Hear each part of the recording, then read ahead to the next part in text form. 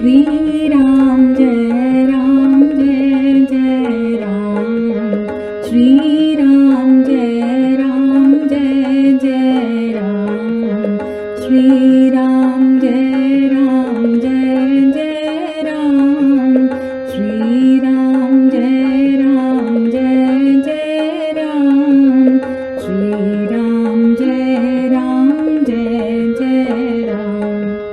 श्री गुरु चरण सरोज रज, निज मन मुकुर सुधार, बरनउँ रघुबर बिमल जसु, जो दायक फल चार। बुद्धिहीन तनु जानिके, सुमिरा पवन कुमार। बल बुद्धि विद्या देहु मोहे, हरहु कलेश विकार। जय हनुमान ज्ञान गुण सागर, जय कपीस तिहु लोक उजागर। रामदूत अतुलित बल धामा, अंजनी पुत्र पवन सुत नामा।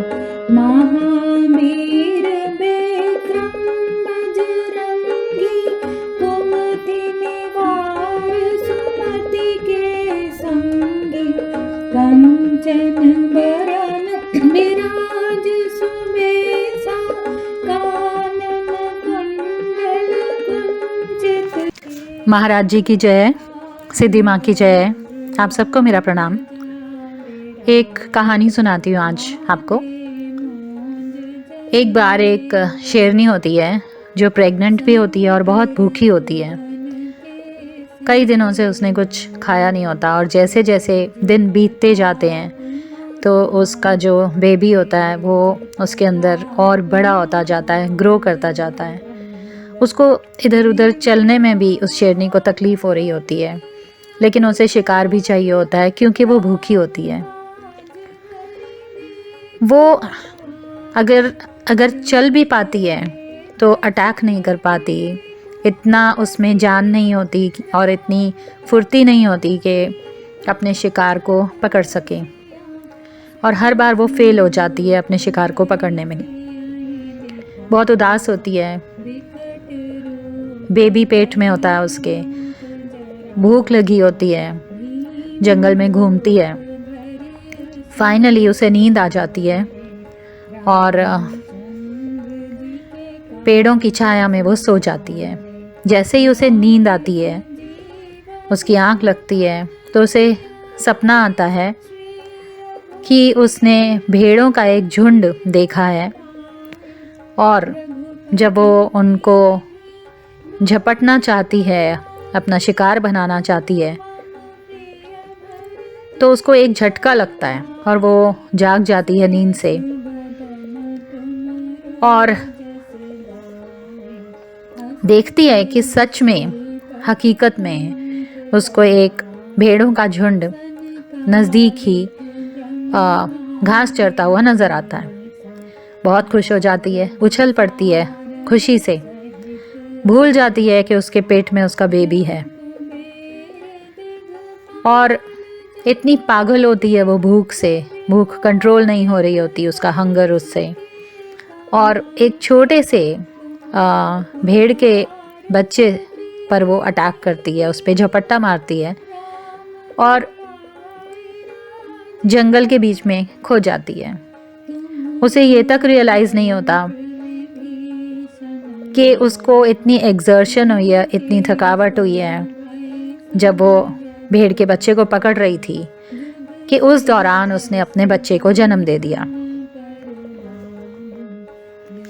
जो बाकी भेड़ें होती हैं वो इतना डर जाती हैं कि जब वो शेरनी वहाँ से निकलती है और थोड़ा सा माहौल शांत होता है,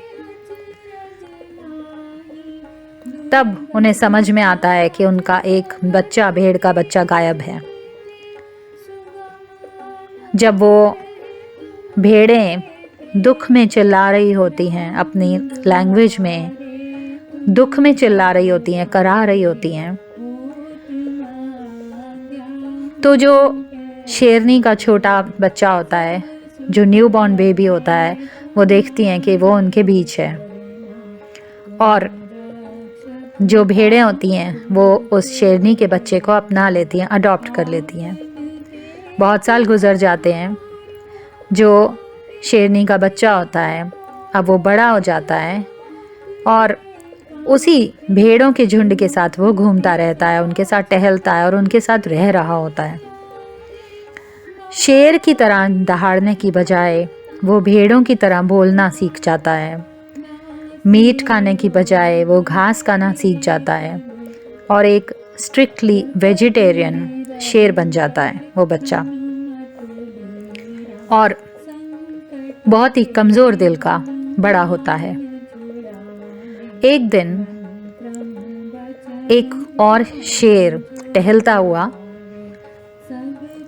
नज़दीक के जंगल से वहाँ पहुँचता है और देखता है कि भेड़ों का एक झुंड खड़ा है। ये शेर बहुत खुश होता है क्योंकि वो भूखा होता है और उसे लगता है कि मुझे भेड़ों में अपना शिकार मिल जाएगा। उनका पीछा करता है। जब पीछा करता है तो वो जो शीप लायन होता है, जो बच्चा शेरनी का उनके बीच पलकर बड़ा हुआ होता है, शीप लायन, उसकी नज़र, उस शेर की नज़र उस बच्चे पर पड़ती है, शीप लायन पर। अब ये जो शेर होता है कुछ पलों के लिए सोचता है और हैरान होता है कि मुझसे डरकर ये भेड़ें तो भाग रही हैं, मुझसे डर रही हैं, लेकिन ये जो शेर है ये क्यों डरकर भाग रहा है मुझसे। अब ये शेर जानना चाहता है और इसके लिए वो उन पर झपट्टा मारने के लिए कोशिश करता है। जो शीप लायन होता है वो बेहोश हो जाता है डर के मारे। अब जो ये शेर होता है जो शिकार करना चाहता है ये और भी पजल हो जाता है। ये चाहता है कि उसे कारण पता चले कि ऐसा क्यों हो रहा है कि ये जो शीप लायन है ये डर क्यों रहा है। वो उसे थप्पड़ मारता है ज़ोर की, उसे उठाता है उसकी नींद से, गहरी नींद से, और उसके बाद उससे पूछता है कि तुम मुझसे डरकर भाग क्यों रहे थे। शीप लायन बहुत डरा होता है, उसकी आंखें बंद होती हैं और जब वो बोलता है तो वो भेड़ों की तरह ही उन्हीं की लैंग्वेज में बोलता है और इससे रिक्वेस्ट करता है, इसके आगे गिड़गिड़ाता है कि मुझे छोड़ दो, मुझे जाने दो, मुझे मत मारो, मैं केवल एक शीप हूँ, इस भेड़ के इन झुंड में मैं भी रहता हूँ, मैं भी उसी झुंड का, भेड़ों का एक हिस्सा हूँ, उनके परिवार का हिस्सा हूँ। तब जाकर इस शेर को समझ में आती है कि इस तरह से वो डर क्यों रहा था और इस तरह से वो भेड़ों की भाषा में क्यों बात कर रहा था, भेड़ों की बोली में क्यों बोल रहा था। वो सोचता है और उसके बाद उस शीप लायन को पकड़कर ले जाता है पास में एक नहर की तरफ। वहां जाकर उसे उसका चेहरा दिखाता है, पानी में, जल में उसकी रिफ्लेक्शन दिखाता है, बहुत ज़ोर ज़ोर से उसे शेक करता है, हिलाता है ताकि उसे समझ में आ सके, अपने आप को पहचान सके कि वो शेर है। लेकिन उस शीप लायन ने अपनी आंखें बहुत टाइटली बंद कर रखी होती हैं। जब उससे पूछता है शेर कि बताओ मुझे क्या बात है, अपनी आंखें खोलो और देखो कि तुम शीप नहीं हो, भेड़ नहीं हो। फिर से वो शीप लायन भेड़ों की ही बोली बोलता है और दोबारा से गिड़गिड़ाता है कि मुझे मत मारो, मुझे जाने दो, मैं शेर नहीं हूँ, मैं एक शीप हूँ। जो शेर होता है उसे क्रोध आ जाता है, वो और ज़ोर से उसे शेक करता है, हिलाता है, झकझोरता है। और जब वो ऐसा करता है तो शीप लायन अपनी आंखें खोलता है और जब पानी में अपनी रिफ्लेक्शन देखता है, अपना चेहरा देखता है कि मैं शेर हूँ, मैं शीप नहीं हूँ, मैं भेड़ नहीं हूँ, तो बहुत हैरान होता है।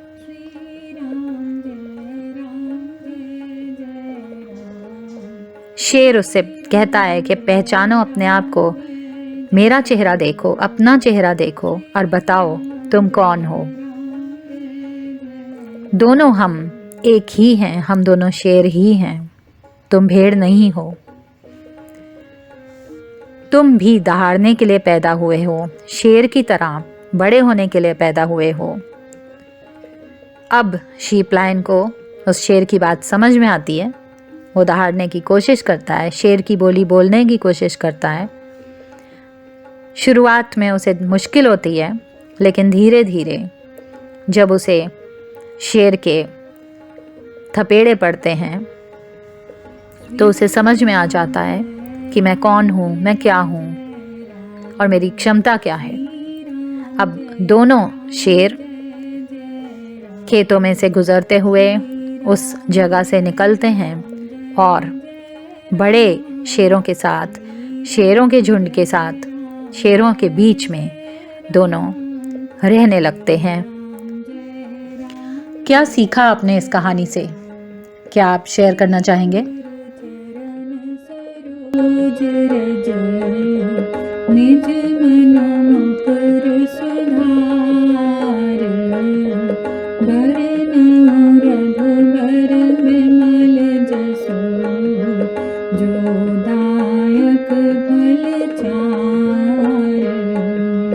बुद्धिहीन